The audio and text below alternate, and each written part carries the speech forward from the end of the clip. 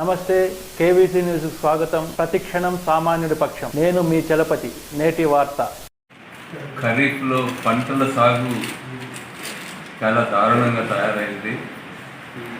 July నెలలో తీవ్ర వర్షాభావం వల్ల ఇప్పటికీ 35% కూడా పంటలు సాగు కానటువంటి పరిస్థితి ఉంది. ప్రత్యేకించి అనంతపురం జిల్లాలో 65% జూలై నెలలో తక్కువ వర్షం కురిసింది.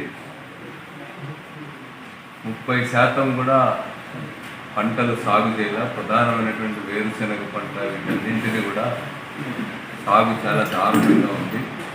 కానీ ఇప్పటి వరకు కూడా దాదాపు ఆగస్ట్ ఫస్ట్ వీక్ కూడా దాటిపోతూ ఉంది. ప్రత్యామ్నాయం ఏం చేద్దాం అనేటువంటి ఆలోచన కూడా ఈ ప్రభుత్వం చేయకపోవడం దురదృష్టకరం. ఒకవేళ ఈరోజు రాత్రి వర్షం వచ్చినా రేపు ప్రత్యామ్నాయ పంటలు విత్తనాలు కూడా అందించలేనటువంటి పరిస్థితులు ఈరోజు ప్రభుత్వం ఉంది. దాని గురించి మొక్కుబడి చర్చ తప్ప ఆచరణాత్మకంగా ఒకవేళ వర్షం వస్తే ఏం చేయాలనేటువంటిది కూడా ఈరోజు ప్రభుత్వం ముందు లేదు. రైతాంగం ఈరోజు తీవ్ర ఆందోళన చెందుతూ ఉన్నారు. గత ప్రభుత్వం వైఎస్ఆర్ జగన్మోహన్ రెడ్డి గారి నాయకత్వంలో ప్రభుత్వం ఉన్నప్పుడు ఇప్పటికే రైతు భరోసా రెగ్యులర్గా ఇవ్వడం జరిగింది. ప్రతి సంవత్సరం దాదాపు 35,000 కోట్ల రూపాయల వరకు కూడా రైతు భరోసా రాష్ట్రంలో రైతులందరికీ కూడా ఇచ్చింది. చాలా విప్లవాత్మకంగా దేవాదాయ భూములు చేసుకునేటువంటి వాళ్ళకు, కౌలు రైతులకు కూడా ఇచ్చి చిన్న సన్నకారు రైతుల పట్ల జగన్మోహన్ రెడ్డి గారి ప్రభుత్వం తన వైఖరిని ఆ రోజు ఆచరణలో చూపెట్టింది. ఈ రోజు వరకు కూడా ఈ ప్రభుత్వం రైతు భరోసా హామీ ఇచ్చిందని ఏం చేస్తారనేటువంటి చెప్పడా. గత రబీలో ఎన్నికలకు ముందు ఈ ప్రాంతం అంతా కరువు ప్రాంతంగా ప్రకటించినారు. కరువు మండలాల్లో ఇన్పుట్ సబ్సిడీ ఇప్పటికే రైతులకు చేయాల్సి ఉంది. అదేవిధంగా అప్పుడు ఇన్సూరెన్స్ ప్రీమియం కూడా ప్రభుత్వమే చెల్లించడం అనేటువంటిది జరిగింది.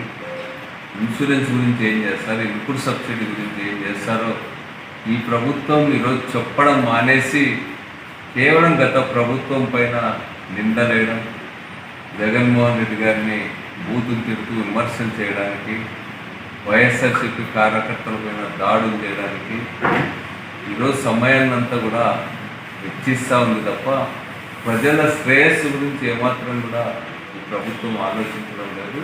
ఇప్పుడు కూడా ఈ క్రాప్ బుకింగ్ చేయాలా ఇప్పటి వరకు కూడా.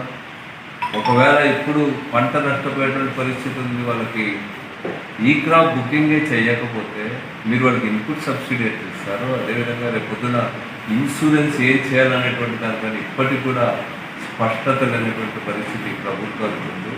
ప్రభుత్వాన్ని మేము విజ్ఞప్తి చేసేది ఏమంటే, ఈసారి పక్క రాష్ట్రాల్లో కురిసిన వర్షాల ఫలితంగా రాష్ట్రంలో ఈరోజు రిజర్వాయర్లు అదేవిధంగా ప్రాజెక్ట్స్ నిండినప్పటికీ కూడా ఇప్పటి వరకు కూడా నీళ్ళని జిల్లాకు అందజేయాల.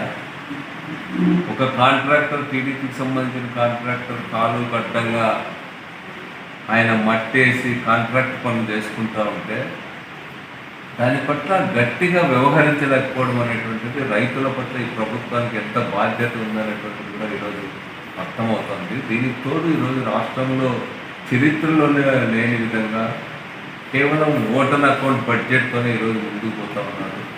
పూర్తి బడ్జెట్ ప్రవేశపెడితే తాను ఇచ్చినటువంటి సూపర్ 6కి కేటాయింపులు చూపాల్సి వస్తుంది, లేకపోతే తాను చెప్పేదంతా అబద్ధం అనేటువంటిది ప్రజల ముందు రుజువు అవుతుంది అనేటువంటి దాంతో ఈరోజు ఓటన్ అకౌంట్ బడ్జెట్ ప్రవేశపెడతా ఉంది. మళ్ళా కూడా దాదాపు 7,000 కోట్ల రూపాయలు ఉన్నప్పటికీ కూడా ఈ ప్రభుత్వం బడ్జెట్ ప్రవేశపెట్టలేకపోయింది. ఆ రోజు 100 కోట్ల రూపాయలు డబ్బులు ఉన్నప్పటికీ కూడా ఫుల్ బడ్జెట్ జూలై నెలలోనే ప్రవేశపెట్టడమే కాకుండా ఆ రోజు జగన్మోహన్ రెడ్డి గారి ప్రభుత్వం డీబీటీ ద్వారా మేనిఫెస్టోను ఒక పవిత్ర గ్రంథంగా భావించి అన్ని హామీలను కూడా నెరవేర్చడం జరిగింది. ఈరోజు ఈ ప్రభుత్వం ప్రజలను అర్థం చేసుకోమంటున్నాడు చంద్రబాబు నాయుడు గారు.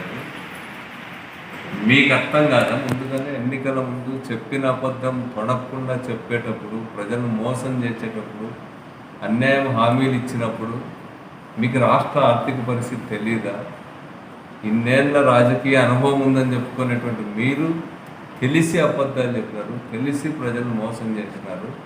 ఇప్పుడు రాష్ట్ర ఆర్థిక పరిస్థితి చూస్తేనే భయం వేస్తూ ఉందని, లేకపోతే ప్రజలు అర్థం చేసుకోవాలని చెప్పి పరోక్షంగా మొత్తం హామీలన్నింటిని కూడా మేము అమలు చేయమనేటువంటి సందేశాన్ని ప్రజలకు ఈరోజు చంద్రబాబు ప్రభుత్వం చెప్తా ఉందనేటువంటిది ఈరోజు అర్థం. 15 నుంచైనా వీటన్నింటినీ అమలు చేయడానికి ఒక కార్యాచరణతో ముందుకు రండి. ఇప్పటివరకు ఫీజు రియంబర్స్మెంట్ గురించి, ఫీజు బకాయిలకు సంబంధించి ఏమీ మాట్లాడడంలో మీరు యూనిఫామ్ కూడా ఇప్పటివరకు కూడా ఇవ్వనటువంటి పరిస్థితి ఉంది.